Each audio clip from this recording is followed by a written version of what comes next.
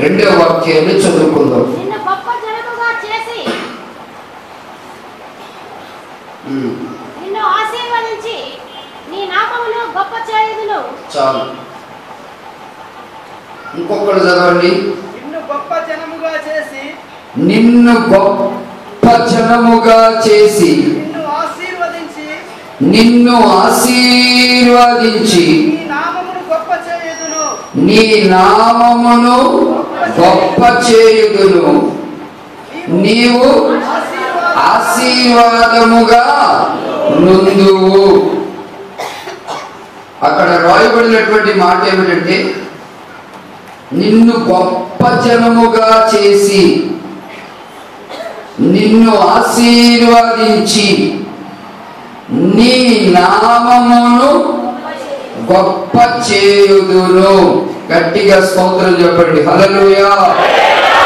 అక్కడ రాయబడినటువంటి మంచి మాట ఏమిటంటే, గొప్ప జనముగా చేసి ఆశీర్వదించి నీ నామమును గొప్ప చేయుదును. ఈరోజు మనం నేర్చుకోవాల్సింది ఏంటంటే, ఆశీర్వాదకరంగా ఉండు అనేది ఒకసారి మనం విన్నాం. ఈరోజు నీ నామమును గొప్ప చేయుదును. అందరు నోడుతామని చెప్పండి. ఆమేన్. నీ పేరును గొప్ప చేయుదును. నీ నామమును గొప్ప చేయుదును. తండ్రి అయినటువంటి దేవుడు అబ్రహాము గారితో చెబుతున్న ఒక మంచి వాగ్దానం.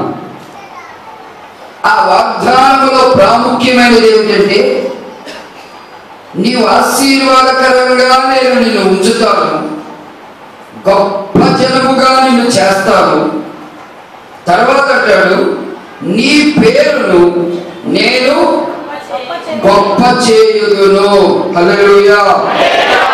బైబిల్లో అనేక మంది మరుగుపడినటువంటి వారు, పేరు ప్రఖ్యాతులు లేని వారు, సమాజంలో గుర్తింపు లేనటువంటి వారు, ఎక్కడో అరణ్యాలలో పనికిరాని స్థలాల్లో నలుగురికి నానుడు లేని స్థలాల్లో ఉన్నప్పుడు దేవుడు వారితో వాగ్దానం చేస్తూ ఉన్నాడు. ఏమనగా తెలుసా? నీ నామమును నీ పేరును నేను గొప్ప చేయుదును. హల్లెలూయా. నీ పేరు నేను ఆశీర్వదిస్తాను. నేను ఆశీర్వదిస్తే ఆ పేరు ఎప్పటికీ ఆశీర్వాదకరంగా ఉంటుంది. ఆ పేరు ఎప్పటికీ దీవెనకరంగా ఉంటుంది.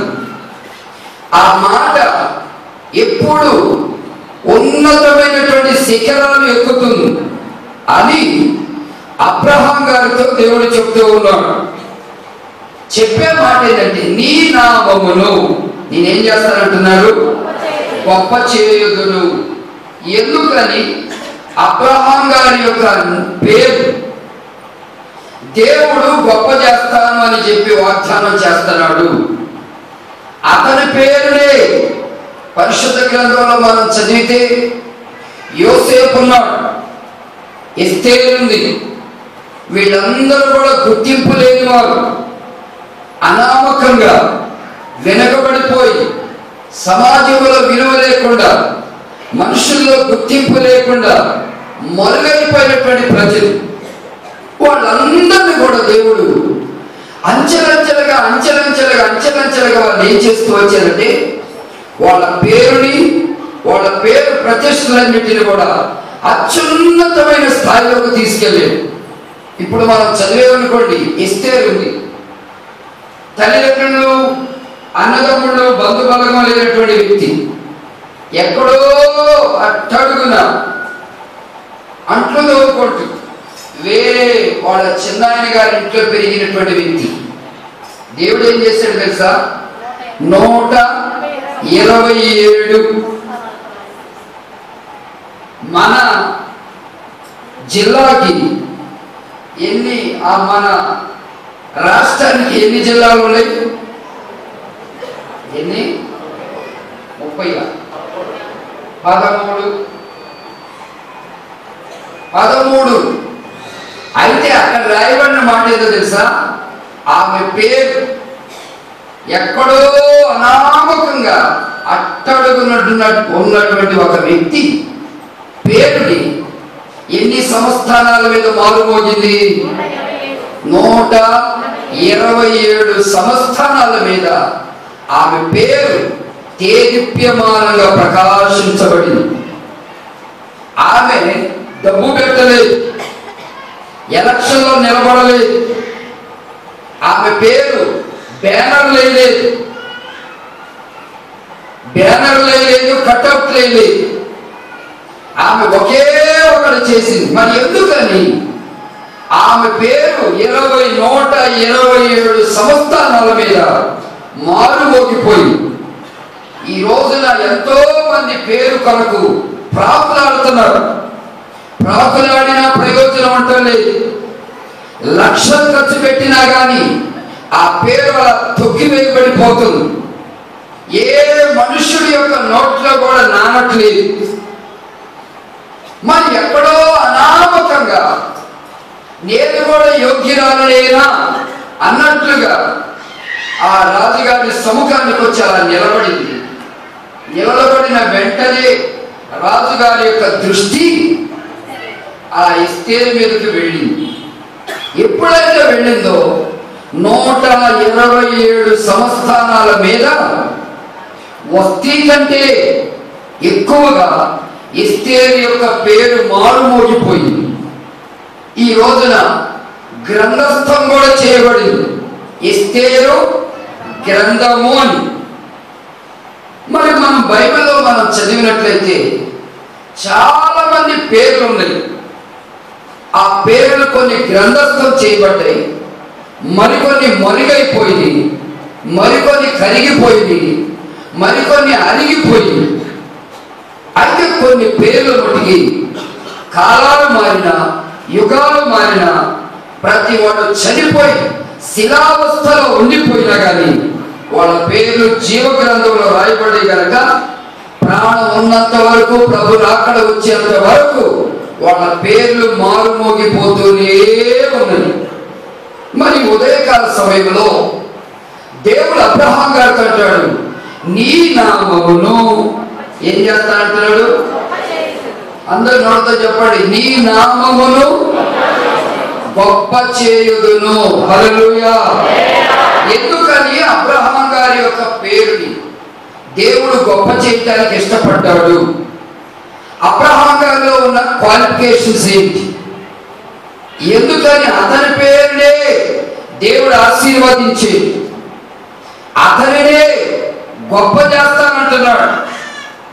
దేవుడు పరిశుద్ధ గ్రంథంలో మనం చదివినట్లయితే ఊజు దేశమందు యోబు అను ఒక మనుషుడు ఉన్నాడు. తూర్పు దిక్కు జనులందరిలో అతడే గొప్పవాడిగా ఉండేది. చదవండి యోబు గ్రంథం 1వ అధ్యాయం 3వ వాక్యం. 7,000 కాదు, నేను చెప్పింది చదువు. తూర్పు దిక్కు జనులందరిలో చూడండి, తూర్పు దిక్కునున్న జనులందరిలో అతడే అంటే అర్థమేంటి? ఆయన పేరు మొరుగైందా మారుమోగిందా? యోబు గారి పేరు తూర్పు దిక్కు జనులందరిలో మారుమోగిపోవటానికి ప్రబలమైన కారణం ఏమిటి? అతడే గొప్పవాడిగా ఉండెను, అతడే ఆశీర్వదించబడెను, అతడే ఆస్తికర్తగా ఉండెను అంటున్నాడు. ఈ ఉదయకాల సమయంలో ఒక్కొక్క పేరును కానీ మనం తీసి బైబిల్లో చదివితే వాళ్ళ పేర్లు వెనక ఎంతో చాలా మనం నేర్చుకోవలసినటువంటి ప్రాముఖ్యమైనటువంటి ఒక చరిత్ర, ప్రాముఖ్యమైనటువంటి ఒక గుణగణాలు వారి పేరు వెనక ఉన్నాయి.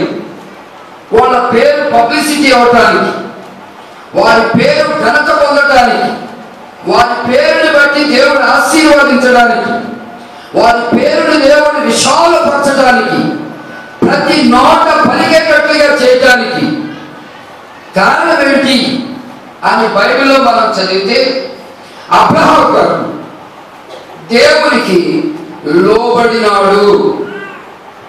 అబ్రహాం దేవుని మాటకు లోబడ్డాడు. బైబిల్లో మనం చదివితే అబ్రహాముని దేవుడు పిలిచినప్పుడు తన స్వజనుల నుండి, తన బంధువుల ఇంటి నుండి, తన సొంత ఊరిలో నుండి నువ్వు బయటికి రానంటే మారు మాట మాట్లాడకుండా అక్కడ ఏం చేశాడు? అతడు అలాగునే చేసెను రాయబడింది. చదవండి. యెహోవా నీవు లేచి నీ దేశము నుండి, నీ బంధువుల యొద్ద నుండి, నీ తండ్రి ఇంటి నుండి బయలుదేరి నేను నీకు చూపించు దేశమునకు వెళ్ళుము. నిన్ను గొప్ప జనముగా చేసి నిన్ను ఆశీర్వదించి, గట్టిగా స్తోత్రం చెయ్యండి. హల్లెలూయా, హల్లెలూయా. దేవుడు అబ్రహాముతో చెప్పినట్లుగానే చేసేను అని రాయబడింది. దేవుడు చెప్పినట్లుగానే అబ్రహాము చేసేను. ఈ రాత్రి యొక్క ఉదయకాల సమయంలో దేవుడు చెప్పినట్లుగా ఎవరైతే చేయడానికి ఇష్టపడతారో వాళ్ళ స్వనీతిని, స్వలాభాన్ని, వాళ్ళ బలాన్ని, వాళ్ళ మాటరికాన్ని, వాళ్ళ సామర్థ్యాన్ని పక్కన పెట్టి దేవుడు నాతో ఏం చెప్తున్నాడు, దేవుని మాట ఎలా ఉంది, దేవుని యొక్క చిత్తం ఎలా ఉంది, దేవుని యొక్క ఉద్దేశం ఎలా ఉందని చెప్పి దేవుని ఉద్దేశాన్ని సంపూర్ణంగా ఎవరైతే నెరవేర్చడానికి ఇష్టపడతారో వాళ్ళ పేరుని దేవుడు గొప్ప చేయడానికి ఇష్టపడతారంట. హల్లెలూయా, హల్లెలూయా. అబ్రహాం గారిని మనం చదివితే అతడు దేవుని మాటకు లోబడ్డాడు. అతడు దేవుని మాటకు లోబడ్డాడు కనుక తన కుమారుడు తండ్రి మాటకి ఏమయ్యాడు? లోబడ్డాడు. లోబడటంలో చాలా గొప్ప ఆశీర్వాదాలు ఉన్నాయి. లోబడే స్వభావములో గొప్ప ఆశీర్వాదం ఉంది. బైబిల్లో మనం చదివినట్లయితే మొదటి సమూయేలు గ్రంథం 15వ అధ్యాయం 22వ వాక్యంలో రాయబడి ఉంది. అందుకు సమూయేలు ఒకడు సెలవిచ్చిన ఆజ్ఞలు గైకొనుట వలన యెహోవా సంతోషించున, ఒకడు దహన బలులను అర్పించుట వలన ఆయన సంతోషించున. ఆలోచించుము, బలులు అర్పించుట కంటేను ఆజ్ఞలు గైకొనుటయు పొట్టేళ్ల క్రొవ్వు అర్పించుట కంటే మాట వినుటయు శ్రేష్ఠ. దేవుడు దేనిని బట్టి సంతోషిస్తాడు? ఒక వ్యక్తిని బట్టి. ఒక వ్యక్తి దగ్గర అంటే బలులు నైవేద్యాలను బట్టి కాదు, అర్పణలు యాచనను బట్టి కాదు, నీవెంత చేసేవో అని కాదు, నీవెంత కష్టపడ్డావో అని కాదు. నన్ను బట్టి దేవుడు సంతోషించాలంటే ఎన్ని సంవత్సరాల నుండి సేవ చేస్తున్నామని కాదు, నా మాట విన్నావా లేదా, నా మాట విన్నావా లేదా. దైవ సేవకులు ఒకే మాట చెప్పేవాడు, సకల దుర్గుణాలు ఒక వ్యక్తిలో ఎప్పుడు ప్రారంభమవుతాయి అంటే, సకల విధమైన దుర్గుణాలు ఒక వ్యక్తిలో ఎప్పుడు ప్రారంభం అవుతాయి అంటే అతడు మాటను తిరస్కరించినప్పుడే. బైబిల్లో రాయబడి ఉంది, నీ పేరును నేను గొప్ప చేస్తాను, నీ పేరును నేను ఆశీర్వదిస్తాను, అది ఎప్పటికప్పుడుకే ఆశీర్వాదకరంగా ఉంటుందన్నాడు. దేవుడు అతని పేరును ఆశీర్వదించడానికి అతనిలో ఉన్న మొట్టమొదటి దేవుడు సంతోషించే గుణం ఏంటంటే లోబడే స్వభావం. మరి లోబడకపోతే ఏమైంది? అక్కడ కింద వచ్చిన రాసింది కదా, చదవద్ది. ఏంటంట? తిరుగుబాటు చేయుట సోద చెప్పుటను పాపముతో సమానము. మనం పెద్ద పెద్ద పాపాలు ఏం చేయక్కర్లేదు. త్రాగుడు, అక్రమాలు, దుష్టత్వం, దుర్మార్గత ఏమీ చేయక్కర్లేదు. ఎప్పుడైతే తిరుగుబాటు స్వభావం భార్య మీద భర్తకి, భర్త మీద భార్యకి, పిల్లలు తల్లిదండ్రుల మీద, సంఘము దేవుని మీద ఎప్పుడైతే తిరుగుబాటు అనేది ఒక వ్యక్తిలో, ఒక స్త్రీలో, ఒక పురుషుల్లో ఎప్పుడైతే ప్రారంభమవుతుందో అది దేనితో సమానమో తెలుసా? పాపముతో సమానం. నేనేం పాపం చేశాను, నేనే ఘోరం చేశానని చెప్పి నేనైనా నీవైనా అనుకోనక్కర్లేదు. పెద్ద పాపం దేవుని దృష్టిలో. పాపం ఏంటంటే తిరుగుబాటే. తిరుగుబాటు అనేది దేవుడు ఇష్టపడేది కాదు. తిరుగుబాటు అనేది ఆశీర్వాదానికి ఆనకట్టేసినట్టు. తిరుగుబాటు అనేది మాయా విగ్రహములను సోద చెప్పుటను పాపముతో సమానం. సోది చెప్పటం ఎంత పాపమో, చెప్పించుకోవటం ఎంత పాపమో, చెప్పటం ఎంత పాపమో, వీళ్ళు తిరుగుబాటు చేయటం కూడా అంతే పాపం. అయితే అబ్రహాంని ఏ రోజును కూడా ఆయన తిరుగుబాటు చేయలేదంట. దేవుని మాటకు లోబడుతూ వచ్చాడు. దేవుని మాటను గౌరవిస్తూ వచ్చాడు. దేవుని మాటను పెడచెవిని పెట్టలేదు. దేవుని మాటను వెండి బంగారముల కంటే విలువిచ్చిన దానికంటే ఎక్కువగా విలువిచ్చాడట. అందుకని అబ్రహాముని ఎలా ఆశీర్వదించాడంటే, ఎలా ఆశీర్వదించాడో తెలుసా? భూమి మీద ఉన్న జనులందరికంటే దేవుడిని అత్యధికంగా ఆశీర్వదించాడు. హల్లెలూయా, హల్లెలూయా. కనుకనే ప్రియ దేవుని బిడ్డలారా, గత సంవత్సరాలలో అయిపోయి మళ్ళా సంవత్సరాలు మనం తవ్వుకోకుండా, ఆ సంవత్సరాల్లో జరిగిపోయినటువంటి సంఘటనలన్నీ జ్ఞాపకం చేసుకోకుండా, ఆ సంవత్సరంలో జరిగిపోయినటువంటి పరిస్థితులన్నిటిని ముందు పెట్టుకొని పుస్తకంలాగా చదవకుండా గతించిపోయి ఇక నూతన సంవత్సరంలోనైనా నీ పేరు నీ యొక్క గొప్ప జనముగా చేసి నువ్వు ఆశీర్వాదకరంగా ఉండాలి అంటే ఉంచుతాను అని దేవుడు చెప్పాడు కనుక అలా ఉండాలి అంటే అబ్రహామును ఆశీర్వదించిన దేవుడు నిన్ను, నీ కుటుంబాన్ని, నీ వ్యాపారాన్ని, నీ చదువుల్ని, నీ ఉద్యోగాన్ని, నీ యొక్క చేతి పనులన్నిటిలో నీవు ఆశీర్వాదకరంగా ఉండుగాక. అందరూ ఆమేన్ చెప్పండి. ఆమేన్, ఆమేన్. నేను ఎలా ఆశీర్వదించబడతాను? దేవుడు నన్ను ఎలా ఆశీర్వదిస్తాడు? నేను యోగ్యుని కాదు, యోగ్యురాలను కాదు. నాలో తగినటువంటి చదువు లేదు, తగినటువంటి నాకు వెనక బలగం లేదు, సపోర్ట్ ఇచ్చేవాళ్ళు లేదు. నేను ఎలా ఆశీర్వదించబడతానంటారు?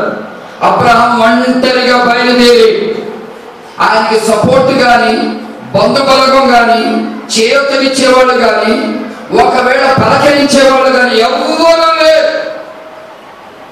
ఆయన విశ్వాసం మీద అలా బయలుదేరాడు కనుక అతని విశ్వాసమే అతన్ని చేసింది, గొప్పవారిగా చేసింది. హల్లెలూయా. అబ్రహామును ఎందుకు ఆశీర్వదించాడంటే ఒకటి లోబడే బుద్ధి, తిరుగుబాటు లేదు, తిరస్కారం లేదు. ఏదైనా ఉంటే తనకు తానే శిక్షించుకునేవాడు కానీ ఎదటి వారిని శిక్షించాలనే స్వభావం అతనిలో లేదు. ఏదైనా పనిష్మెంట్ ఇవ్వాలి అనుకుంటే తన శరీరాన్ని తనే కోసుకునేవాడు, తన కోపాన్ని తనే గోడకేసి అలా సమర్థించుకునేవాడు కానీ వేరే ఎవరి మీద కూడా దాన్ని ప్రదర్శించడానికి ఇష్టపడేవాడు కాదు. అలాంటి మంచి గుణగణాలు అతనిలో ఉన్నాయి. అతను దేవుడు ఆశీర్వదించాడు. ఇంకా మనం చదివితే యెషయా గ్రంథం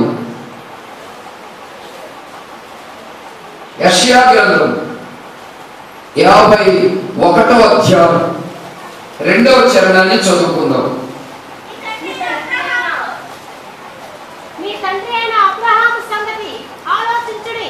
ఆలోచించుడి. మిమ్మును కనిన శారాను ఆలోచించుడి. ఆలోచించుడి. అతడు ఒంటరి అయి ఉండగా అదిగో నేను అతని పిలిచితిని. చూడండి చూడండి, ఎవరై ఉన్నప్పుడమ్మా ఒంటరిగా ఉన్నాడు. ఆ వీరంతా మా బలగమే అన్నప్పుడా, ఉద్యోగంలో ఉన్నప్పుడా, మంచి ధనవంతుడిగా ఉన్నప్పుడా, ఎప్పుడుగా దేవుడు తనను పిలిచాడు. ఏ సపోర్ట్ లేదు, ఏ ఆదరణ లేదు, ఏ ఒక్కరు అతన్ని ప్రేమించినోడు కాదు. అతడు ఒంటరి ఉన్నప్పుడు నేను అతనిని పిలిచి తిని అతనిని ఆశీర్వదించి అతనిని ఆశీర్వదించి అతనిని పెక్కుమంది అగునట్లు చేసితిని. హల్లెలూయా. ఈరోజు మనం అందరం ఎవరి సంతానం? మనం ఎవరి సంతానం, ఎవరి పిల్లలు మీరు అని అంటే మనం అందరం ఏం చెప్తున్నాం ఇప్పుడు? అబ్రహాం సంతానం ఏమని చెప్తున్నాం ధైర్యంగా. అంటే అతడు ఒకప్పుడు ఎలా ఉన్నాడట? ఒంటరిగా ఉన్నాడు. దేవుడు వాగ్దానం చేసే ఆకాశ నక్షత్రాల వలె, భూమి మీదనున్న ఇసుక రేణువుల వలె నిన్ను ఆశీర్వదిస్తానని చెప్పిన దేవుడు ఏ జిల్లాకి వెళ్ళినా, ఏ రాష్ట్రానికి వెళ్ళినా, ఏ ప్రాంతానికి వెళ్ళినా, ఏ దేశం వెళ్ళినా కానీ అబ్రహాం సంతానం అలాగ భూమి నింపబడిపోయి ఉన్నారు. హల్లెలూయా, హల్లెలూయా. కారణం ఏమిటో తెలుసా? అతడు దేవుని యందు ఏముంచాడు? విశ్వాసం ఉంచిన వాడు. బైబిల్లో రాయబడి ఉంది, విశ్వాసం లేకుండా దేవునికి ఇష్టడై ఉండుట అసాధ్యం. నీకెంత ధనం ఉన్నా, డబ్బున్నా, క్వాలిఫికేషన్ ఉన్నా, క్వాలిటీ క్వాంటిటీ ఉన్నా, నీలో ఉండవలసింది విశ్వాసం. విశ్వాసము అంటే అర్థం ఏంటో తెలుసా? లేని దానిని ఉన్నట్లుగా పిలవటమే. లేని దాన్ని ఉన్నట్లుగా నమ్మటమే విశ్వాసం. కొంతమంది కనబడితేనే నమ్ముతారు. బైబిల్లో ప్రభు చెప్పాడు, చూసి నమ్మిన వారి కంటే చూడక నమ్మిన వారు ధన్యులు అన్నాడు. అయితే మన జీవితంలో ఏదైనా ధన్యుడిగా మన పేరు ప్రఖ్యాతి నొందిందంటే అతను నిన్ను ఆశీర్వదిస్తానంటే ఆశీర్వాదం ఎలా ఉంటుందో చెప్పు అన్నా. ఎక్కడ ఆశీర్వాదిస్తావో చెప్పు అనలేదు. ఎప్పుడు ఆశీర్వాదిస్తావని క్వశ్చన్ లేదు. నిన్ను ఆశీర్వాదిస్తానంతే అన్నాడండి. ఆ మాటను నమ్మేడు. అది అతనికి ఏమైంది? నీతిగా ఎంచబడింది. చదవండి 15వ అధ్యాయం 4వ వాక్యం, 6వ వాక్యం. 15వ అధ్యాయం 6వ వాక్యం, ఆదికాండం. అతడు యెహోవాను నమ్మెను, యెహోవాను నమ్మెను.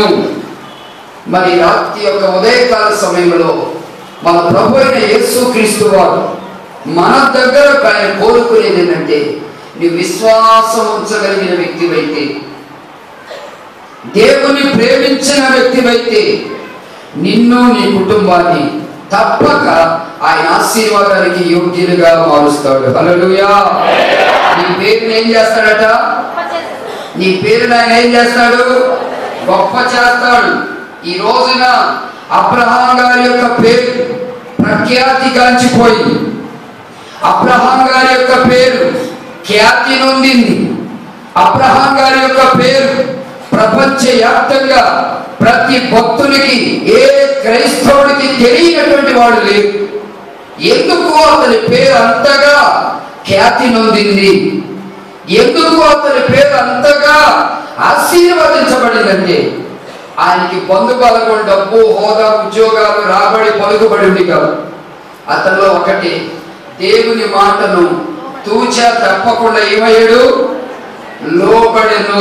ఒబీడియన్స్. లోబడే స్వభావం ఎవరిలోనైతే ఉంటుందో వారిని తప్పక తప్పక తప్పక అంచెలంచెలుగా దేవుడు ఆశీర్వదిస్తా ఉంటాడు. హల్లెలూయా, హల్లెలూయా. బైబిల్లో మనం ఎస్తేరు 2వ అధ్యాయం చదవండి, 18వ వాక్యమా. అప్పుడు రాజు తన అధిపతులందరికీ చెప్పిన మాట అక్కడ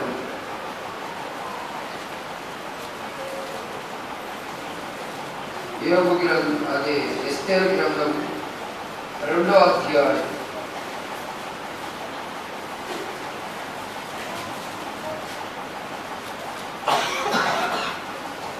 20వ వాక్యం.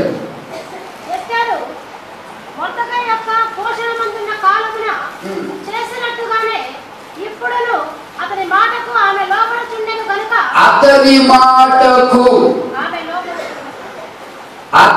మాటకు పోషించిన తల్లిదండ్రుల మాటకు కాపాడి మంచి చెడ్డలు చూస్తున్న తల్లిదండ్రుల మాటకు ఆమె ఏమవుతూ ఉందంట? తిరగబడిందా? తిరస్కారం చేసిందా? పగబెట్టిందా? పంతం పెట్టి సాధించాలని కంకణం కట్టుకుందా? అతని మాటకు ఆమె ఇప్పుడు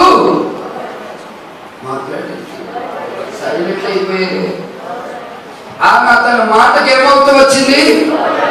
లోబడుచూ ఉండేను. హల్లెలూయా, లోబడుతూ ఉండేను. కనుకనే స్త్రీలందరికంటే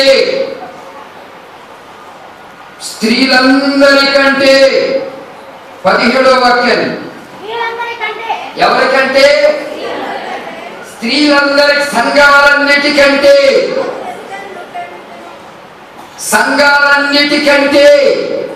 స్త్రీ అంటే ఎవరు? సంఘం. సంఘాలన్నిటికంటే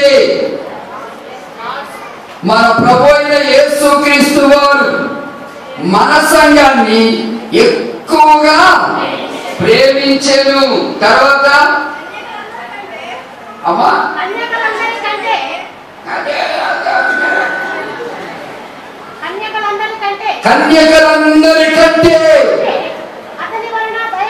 కన్యకలందరికంటే ఆమె అతని వలన ఏ పొందినట? దయా దాక్షిణ్యములు పొందెను. దేవునికి స్తోత్రం చెబుదాం. హల్లెలూయా. అతడు రాజకిరీటమును ఆమె తల మీద ఉంచి ఆమె నెత్తి మీద ఏం పెట్టాడు? మాకే రాజకిరీటం పెట్టాడు. రాజకిరీటం ఆమె నెత్తి మీద పెట్టి ఎక్కడుంది? ఒకప్పుడు ఎక్కడుంది? అనామకంగా వాళ్ళ చిన్నాయన గారింట్లో వాళ్ళ చిన్నమ్మతో తిట్లు తింటా, దెబ్బలు తింటా, టయానికి అన్నం లేక, నిద్ర లేక, పండుగ దుడుచుకుంటా, ఇంట్లో పాసి పని చేసుకుంటా ఉన్నటువంటి ఒక వ్యక్తిని దేవుడు తీసుకొచ్చి ఆమె తల మీద ఏం పెట్టాడట? రాజకిరీటం పెట్టడానికి, రాజుగారి ద్వారా ఆమె దయా దాక్షిణ్యములు పొందడానికి వాళ్ళ నాన్నగారి మాటకు ఏమవుతూ వచ్చిందట? పోషించేవాడి మాటకు ఏమవుతూ వచ్చింది? ఆమె లోబడే గుణము. అబ్రహాము పేరుని గొప్ప చేయడానికి, ఎస్తేరు పేరును 127 సంస్థానాల మీద ఆమెను ఆశీర్వదించడానికి ప్రబలమైన కారణము లోబడే స్వభావం. ప్రియా దేవుని బిడ్డారా, వాక్యాన్ని చెప్పి మీ తల మీద చేతులుంచి మీ మంచి చెట్లు చూసి మీ ఇళ్ళమ్మడి తిరిగి ఎలా ఉన్నారు అని చెప్పి ఆర్ఎంపీ డాక్టర్లు ఇంతకుముందు ఇళ్ల మీద వచ్చి రాసేవాళ్ళు. స్వస్థ బుద్ధి గలవారై ఉండి ఏ వస్త్రములు అంటమా? తగ్గు వస్త్రాలు కూడా అక్కడ రాసాడు చక్కగా. తగు మాత్రపు వెల చీప్, బ్రాండెడ్ కాదు, బ్రాండెడ్ కత్తి.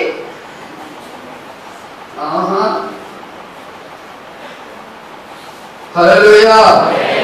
తగు మాత్రపు వస్త్రములతోనే గాని ఒకటి ఉండొచ్చు అంట. అక్కడ బహువచనం రాశాడు. ఏంటమ్మది? జడ, జడల. ఆ జడ కాదు, జడలతోనైనను బంగారముతోనైనను ముత్యములతోనైనను మిగుల కాస్ట్లీ, ఇక కాస్ట్లీ కాస్ట్లీ మిగుల వెలగల షాపుడమ్మ, మా షాపులు లేవమ్మా, ఇంతకంటే మించిన కాస్ట్లీ లేవమ్మా. వేరే దగ్గరికి వెళ్ళప్ప. ఏడు కాదు విజయవాడ, విజయవాడ కాదు హైదరాబాద్, హైదరాబాద్ కాదు ఇంకెక్కడ, కలకత్తా, బాంబాయి. ఆడు తెప్పిస్తారా, మేము ఆర్డర్ ఇస్తాం, ఎంతైనా పర్వాలేదు ఆటోలో. మళ్ళీ బైబిల్లో రాయబడింది మిగుల. అదే దేవునికి పెట్టాలనుకో, దేవుని మందిరంలో దేవునికి పెట్టాలనుకో,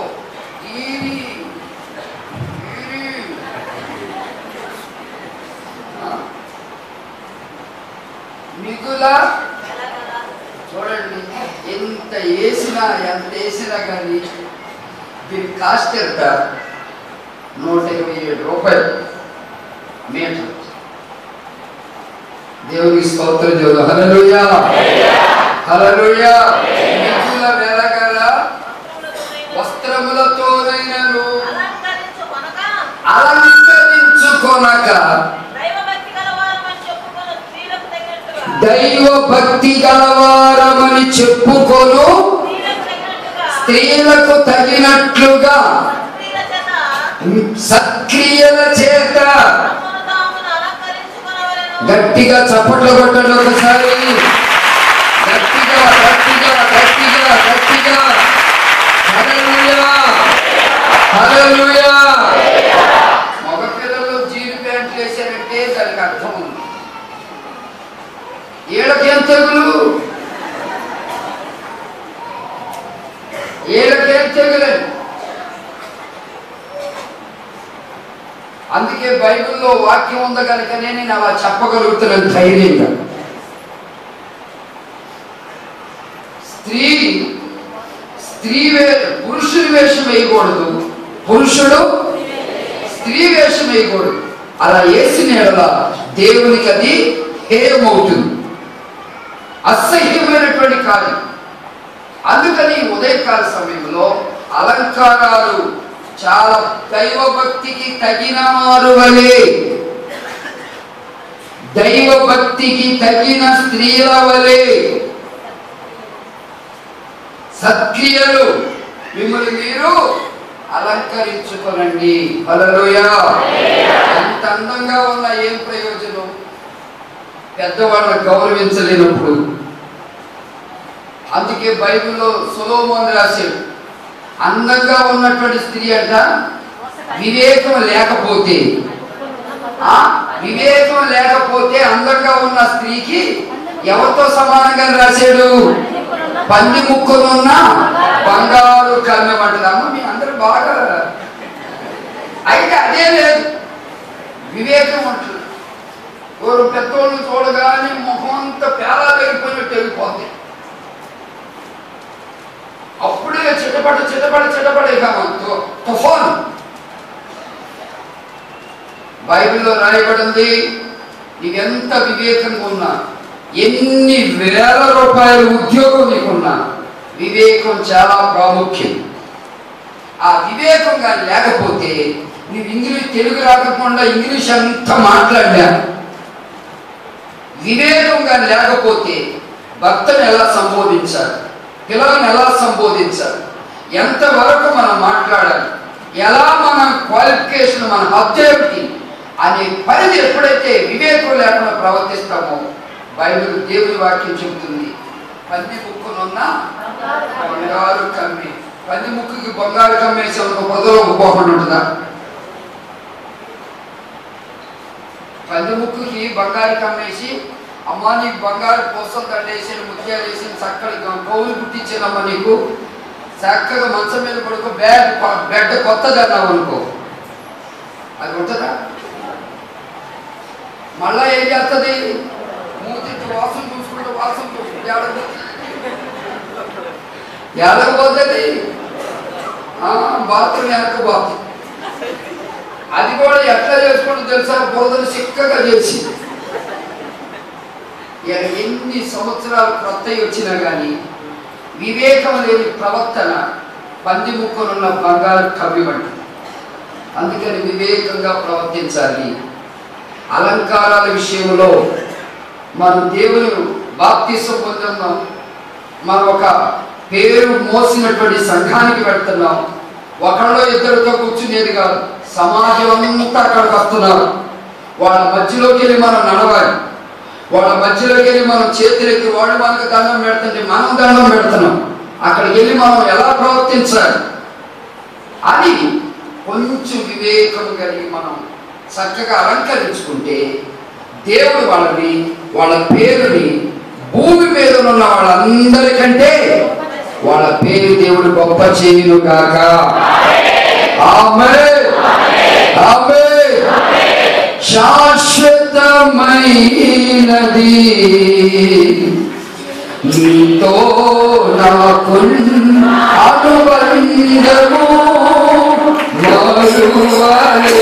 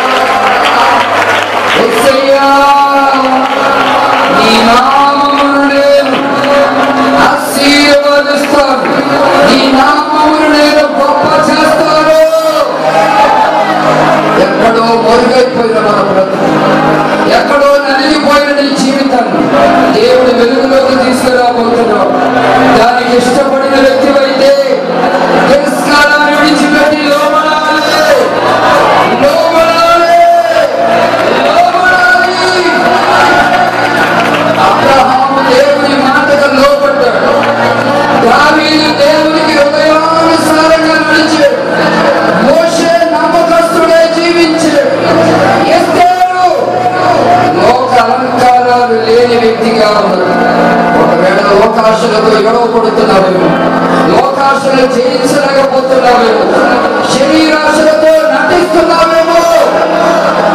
ప్రభు నీతో సూటిగా తేటగా నాతో కూడా మాట్లాడాడు, నాతో కూడా ప్రభు మాట్లాడుతూ వచ్చాడు.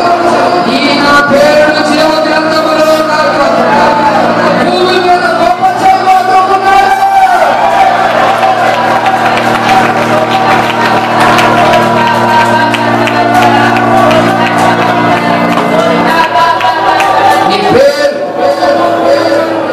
నీ పేరు నీ నామమును గొప్ప చేస్తానంటే మాట ఇచ్చిన వాడు, నమ్మదగిన వాడు. నీ ఉద్యోగంలో నిన్ను గొప్ప చేయబోతున్నాడు. నీ పేరే అందరికంటే ప్రమోషన్ లిస్టులో, ఉద్యోగం చేసే చోట, చదువుకునే చోట, పరీక్షలు రాయిపోయే చోట, అన్ని చోట్ల నీ పేరుని దేవుడు కనపరచాలి. దేవుని పేరు గొప్ప చేయాలి, లోబడాలి, దేవుని హృదయానుసారంగా నడవాలి, దేవునికి నమ్మకముగా ఉండాలి. దానియేలు ప్రార్థన చేసే ఎస్తేరు లోక ఆశలు లేని వ్యక్తిగా ఉంది. ఎన్ని ఆశలు, ఎన్ని రంగులు, ఎన్ని మోడళ్ళు, ఎన్ని అలంకారాలు లోకంలో చాలా చాలా వస్తాయి. నా యేసయ్య కోరుకుంటున్నాడు, నా యేసయ్య కోరుకుంటున్నాడు. లోకాశలను జయించగలవా? నీ పేరు నేను గొప్ప చేస్తాను. లోకాశలను జయించగలవా? ఈ పేరు నేను జీవ గ్రంథంలో రాజును అంటున్నాను. అందరొక తీర్మానంతో ప్రార్థన చేస్తాను, అందరొక తీర్మానంతో ప్రార్థన చేస్తాను. మీ కొరకు మేము చిన్న ప్రార్థన చేయబోతున్నాం.